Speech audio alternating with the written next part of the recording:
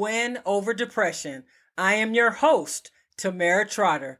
This podcast is dedicated to all those who suffer from a mental illness and try every single day to feel better. I'm so excited to present to you episode 100.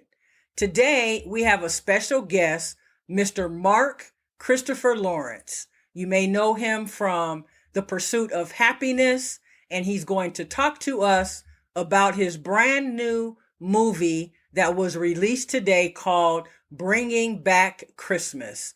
In addition to that, he is going to share some of his mental health tips. So stay tuned, coming right up. Hello, Mark. I want to welcome you to the show.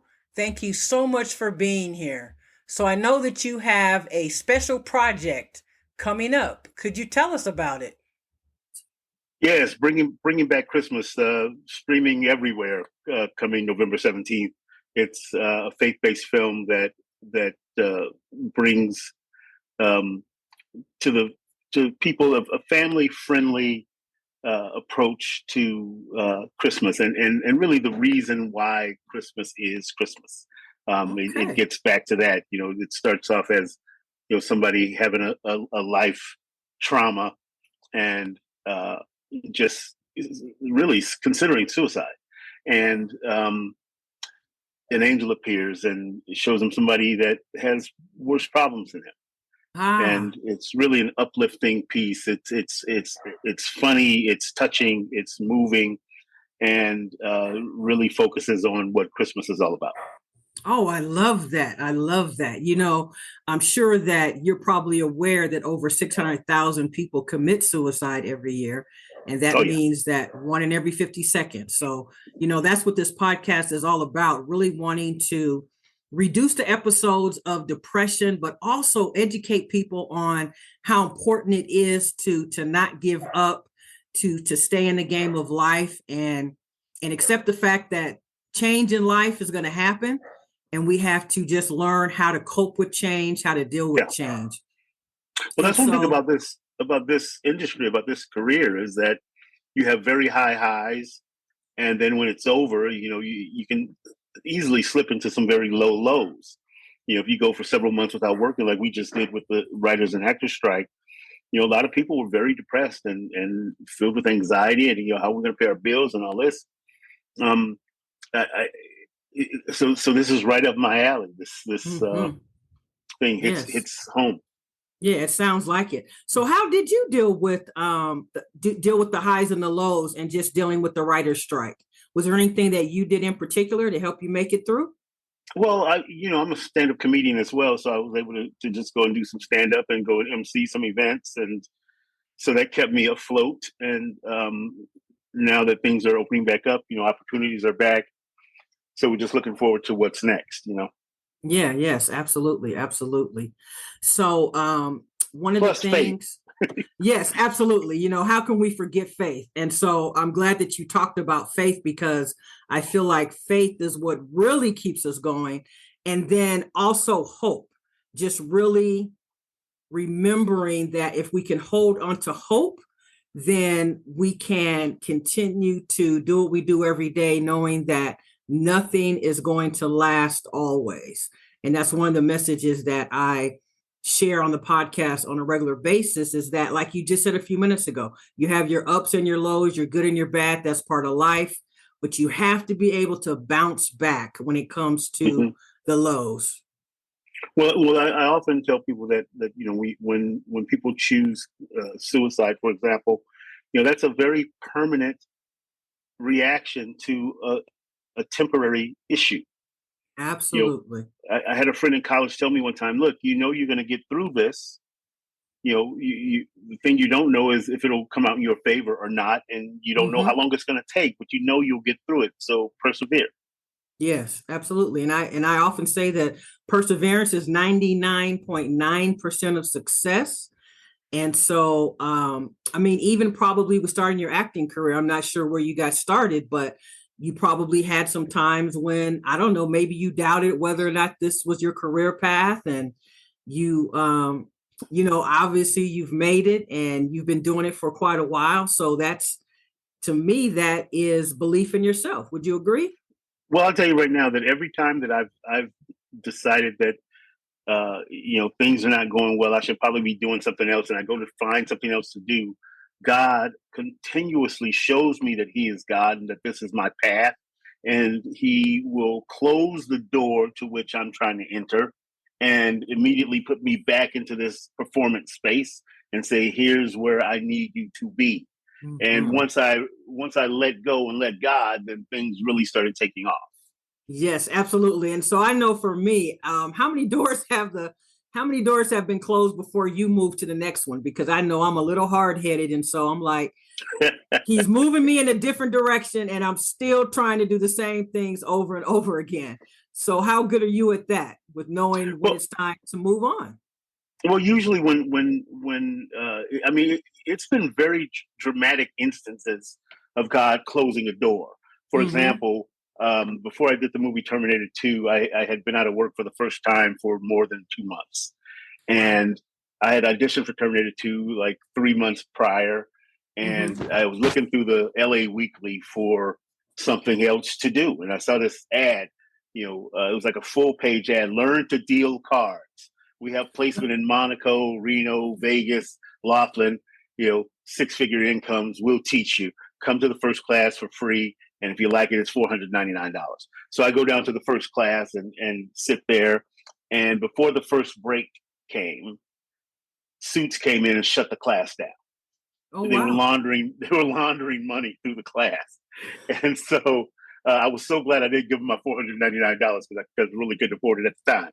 Mm-hmm. And then right the next week or the week after, I get a phone call from the wardrobe designer on Terminator 2, asking me for my sizes, and I was like, "What is this for?" She says, "Terminator 2." And I said, "Oh, okay," because I auditioned for that like 3 months ago and didn't hear anything. I just assumed I didn't get it. Mm-hmm. Called my agents and they said, "Oh yeah, we're on the phone with them right now." And so that was the first instance of God showing me that this is where He wants me to I want be. you to be. So once He closed that door, I didn't try to go back to that door. It's like I just Mm-hmm. moved on because now all of a sudden I have a job. And every time that He does something in that way, He presents me with an opportunity in the entertainment industry that shows me this is where I'm supposed to be. That's where you're supposed to be. Absolutely. And so, what would you say is one of your greatest successes? What are you most proud of? Oh, wow. I mean, there's so much. I think probably theater. In 2012, I did uh, two plays, The Raisin in the Sun and Top Mm-hmm. Dog Underdog. I had a week off in between, and I was nominated for San Diego Critics Circle Best Actor for both of those plays. And so there were 6 actors nominated. I was 2 of them. So I was like, okay, I got Oh, a good wow. shot. I got a Yeah, good shot at absolutely. winning this. Uh-huh. And I didn't. It's like as we're sitting there, they announced Best Actor, and it wasn't me.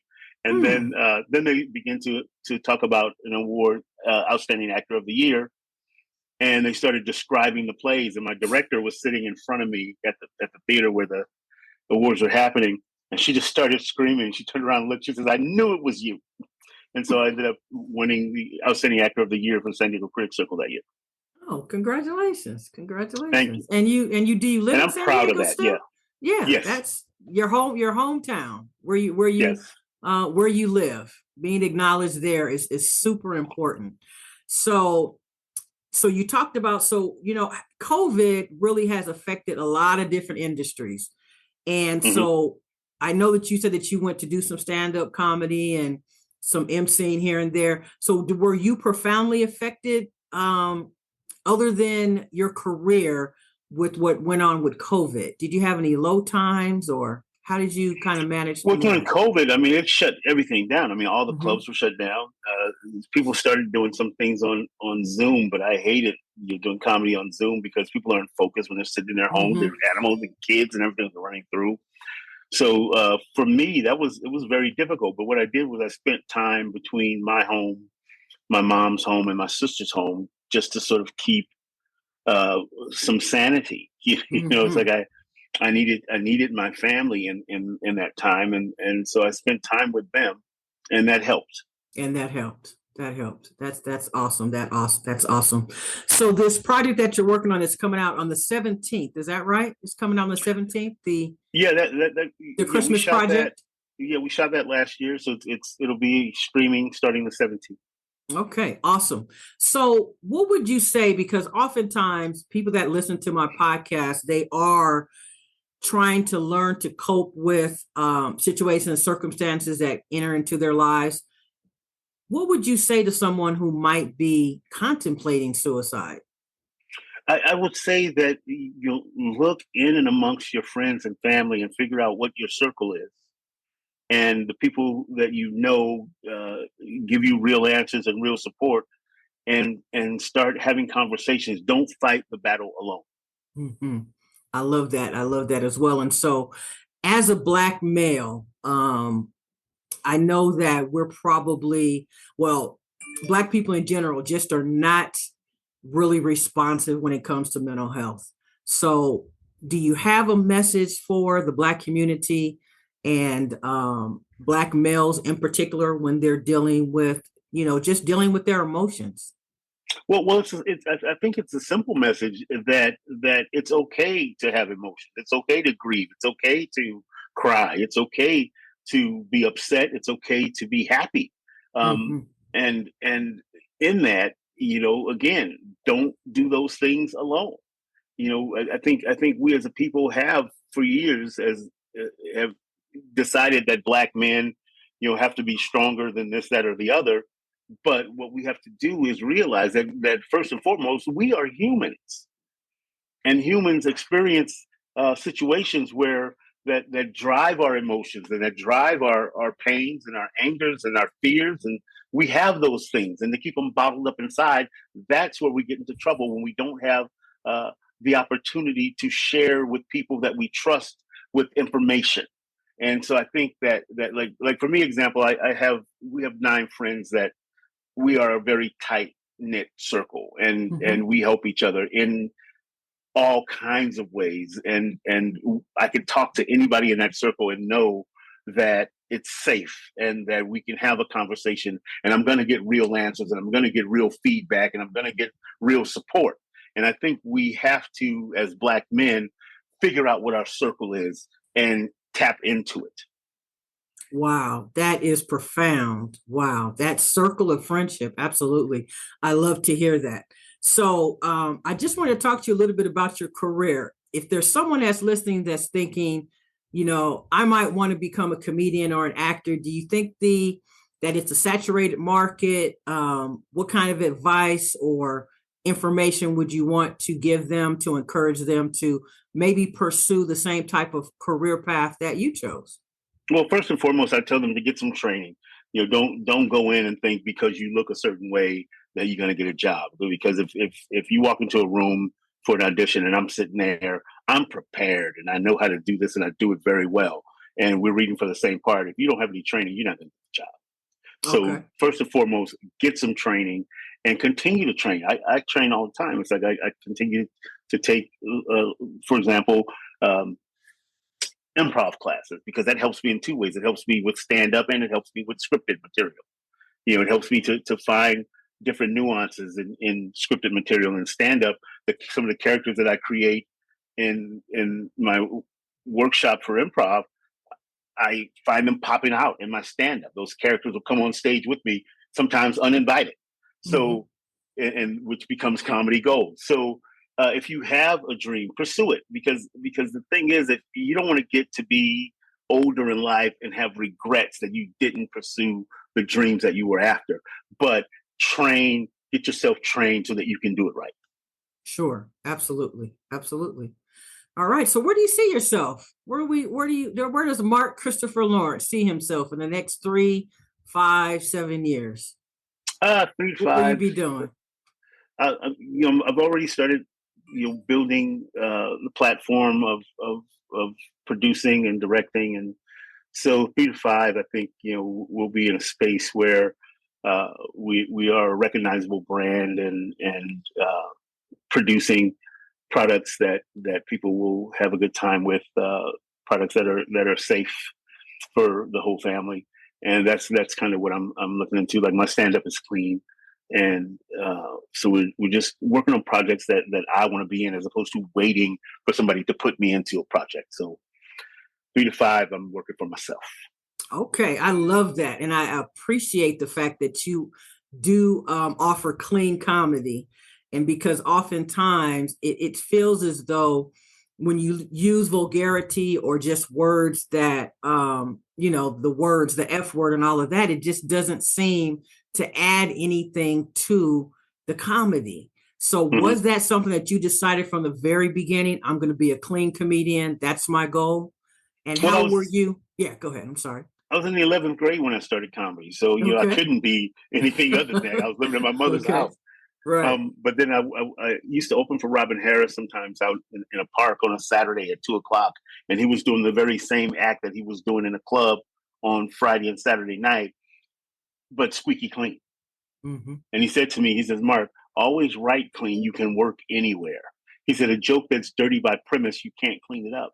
He said, but if you write a clean joke, if you need to, if you're out in the middle of nowhere and all they're doing are F-bombs and private part jokes, he says, you can always dirty and act up, but you can't clean up a bad joke. Oh, absolutely. Absolutely. All right. So on that note, so you do write, I'm pretty sure you write all of your comedy. So do you Yeah. have times, seasons, quarters, or how do you decide when you want to add to your craft? Is it I'm just come adding all the natural? time. Okay. Adding all the Okay. time. I'm always writing stuff. But right now, because I had a dry bar comedy set that's about 40 minutes, I'm starting to actively work on a new hour of material because a lot of people have seen it, even though I mostly perform in the West. Um, Now that I'm branching out more, I feel like I just want to do a new hour because sometimes you get bored with your act, and I'm bored with it, with Mm-hmm. parts of it. And one of my best, well, one of my jokes that I do that the audience seems to like best, it's dated because the thing that I'm talking about is going away. It's like it's not in every city like it used to be. Oh, I see. Yeah, so now it's like and that's about a 10-15 minute chunk of my act. So I need to find something else. Mm-hmm. So I started actively writing a new hour, and I'm probably about 10 minutes into it, 15 minutes into it now. And the process is the toughest part of it. It's like, for me, it's like I'm always doubting what to talk about. And I had a friend tell me the other day, he says, look, just write about you the way you always do. He says, people want to Mm-hmm. hear about you. And Mm-hmm. so I'm starting to write things about, me. And, I'm getting older. I'm writing stuff about that, writing stuff about my dad, right? So it's starting to get fun to write it. Yeah. I did a show for Microsoft, and the guy called me. He wanted to do. Somebody recommended me. The guy said, like, "Yeah, I want to do 45 minutes." I said, "No, I said On it's too Zoom, long." 45 minutes. Oh my Yeah, gosh. I Yeah. said that's too long. He says what we're going to do is we're going to send charcuterie plates and bottles of wine to our employees who are kind of scattered all over the country. Our team is kind of all over Uh-huh. the country, and we thought it'd be great to have this sort of team building thing. And I said, well, this is what I'm willing to do. I'm willing to give you 15 minutes of Okay. stand up, and then I'm willing to do like another 15 or 20 and just a conversation, talk back if people have questions about me or my career or whatever. And so we did that, and it worked out perfectly. And as soon as I started, one of the people's dogs came up to their camera and put his face right in there like that. And I had told him that that kind of thing happens, and Right, I could right. hear him laughing when it Laughing happened. in the background. That Yeah, is so awesome. That is so awesome. so that's why I hated doing it on Zoom. The only time that I had fun doing it, um, there's a comic in Atlanta, I believe, or Houston. I can't remember. I can't think of his name right now, but Jason Earl. And his Okay. platform, the way he did it was he knew you well enough that he could ask you questions that set you up for jokes. So it was more like doing kind of a talk show as opposed to just doing straight stand up. So he Okay. would set you up so that you can throw your lob, you can bet your joke out there, and that worked great. And so that was the only time I enjoyed it. We want to thank our special guest, Mark Christopher Lawrence. Make sure you tune in to Bringing Back Christmas that starts today, November 17th. I never want to end my podcast without thanking you so very much for listening. Remember, you can find us on Pinterest at TT Mental Health Expert. You can also find us on Twitter, LinkedIn, and Instagram at Tamara Trotter. That's Tamera, last name Trotter, Trotter. Remember, stay in the game of life, and giving up is never an option. We will see you next Friday for our 101st episode. Take care.